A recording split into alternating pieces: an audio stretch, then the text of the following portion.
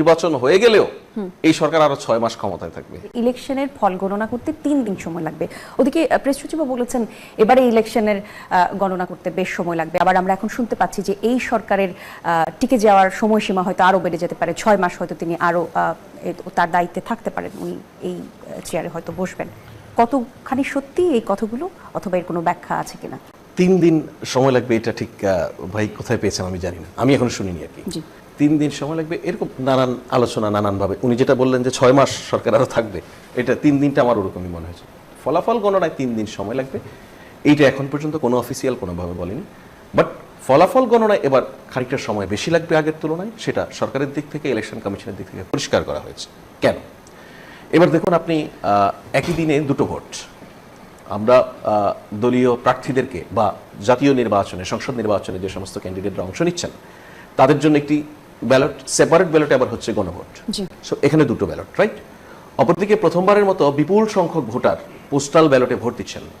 এই পোস্টাল ব্যালটের যারা প্রবাসী তাদের জন্য দুটো ব্যালট, একটি গণভোটের সেপারেট ব্যালট আর একটি হচ্ছে দলীয় পদগুলি বা নির্বাচনের যারা অংশ নিচ্ছেন তাদের জন্য ব্যালট। এই পোস্টাল ব্যালটের আবার বাংলাদেশ থেকে যারা অংশ নিচ্ছেন তাদের ব্যালটটি কিন্তু আবার ভিন্ন।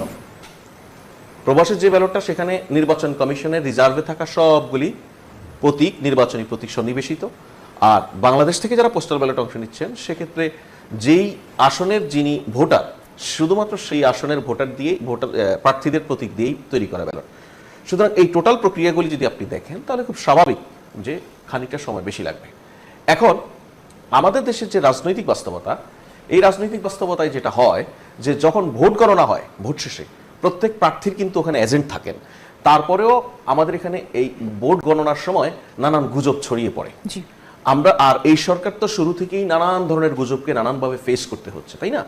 সো ওই বাস্তবতার জায়গা থেকে যেন কিছুটা সময় বেশি লাগলে সেটা যেন কোনো গুজব সৃষ্টি করতে না পারে, মানুষ যেন অ্যাওয়ার থাকে। কয়েকটা লেয়ার আছে দেখুন, পলিটিক্যাল পার্টি, তাদের ক্যান্ডিডেট, তাদের কর্মী এবং তাদের সমর্থক প্রত্যেকেই যদি আগে থেকে অ্যাওয়ার থাকে যে এবার আমার আগের তুলনায় খানিকটা বেশি সময় লাগবে, তাহলে কিন্তু খুব ক্লিয়ার। এই জন্য আগে থেকে এটা বলা যে এই সময়টা কত সময় লাগতে পারে, কিছুটা বেশি, এটা কত সময় লাগতে পারে এটা ডিপেন্ড করবে এক এক এলাকায় এক এক রকম। 6 মাসের যে প্রসঙ্গটা আপনি বলেছেন এটা খুব ইন্টারেস্টিং। এইটা অনেকটা এরকম যে একটা দুষ্ট চক্র অনেক দিন থেকে একটা তৎপরতার মধ্যে আছে যে ভোট হবে না এই ধরনের প্রচারণায়। এখন আমরা আসলে একদম নির্বাচনের খুব সন্নিকটে, তাই না? এই সময় কি এখন আরেকটা নতুন জিনিস নিয়ে হাজির হলো যে নির্বাচন হয়ে গেলেও এই সরকার আরো 6 মাস ক্ষমতায় থাকবে। এইটা একটা মিথ্যা কথা, এটা মানে কোনো সুযোগ নাই।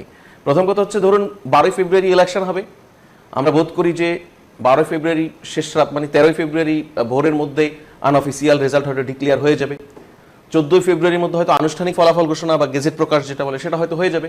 সেক্ষেত্রে আপনি 15 ফেব্রুয়ারি, মানে আমি এটা এমনি ধরে নিচ্ছি আর কি, 15 ফেব্রুয়ারি তাহলে সংসদ সদস্য যারা নির্বাচিত হবেন তারা শপথ গ্রহণ করবেন। 16 ফেব্রুয়ারি হয়তো সরকার প্রধান বা মন্ত্রিসভা গঠন হবে, রাষ্ট্রপতির কাছে শপথ নেবেন। তাহলে সর্বোচ্চ 16 থেকে 17 যদি এভাবে ধরে নেই আমি, একটু এদিক ওদিকও যদি হয়, এরপরে এই সরকারের থেকে যাওয়ার উপায়টা কি?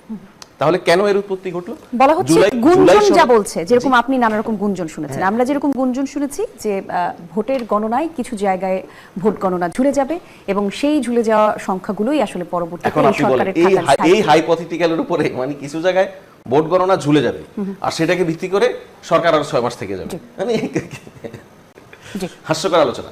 যে কারণে হয়েছে যে জুলাই সনদে যদি ভোট জয়ী হয় তাহলে জুলাই সনদ বাস্তবায়নের জন্য আগামী সংসদের প্রথম 180 দিন যে সংসদ সদস্যরা নির্বাচিত হবেন ওনারা একই সঙ্গে আরেকটা বাড়তি দায়িত্ব পালন করবেন, সেটা হচ্ছে সংবিধান সংস্কার পরিষদেরও ওনারা সদস্য হবেন।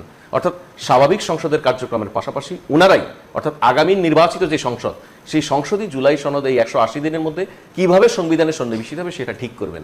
এই 6 মাস হচ্ছে তাদেরই বাড়তি কাজ, এই সরকারের কিছু নয়। এই এসবকে নিয়ে বিভ্রান্তি ছড়িয়ে আসলে নাগরিকদেরকে বিভ্রান্ত করছে সেই মানুষগুলি যারা এতদিন নির্বাচন হবে না বলে রব তুলেছিল তারা আসলে।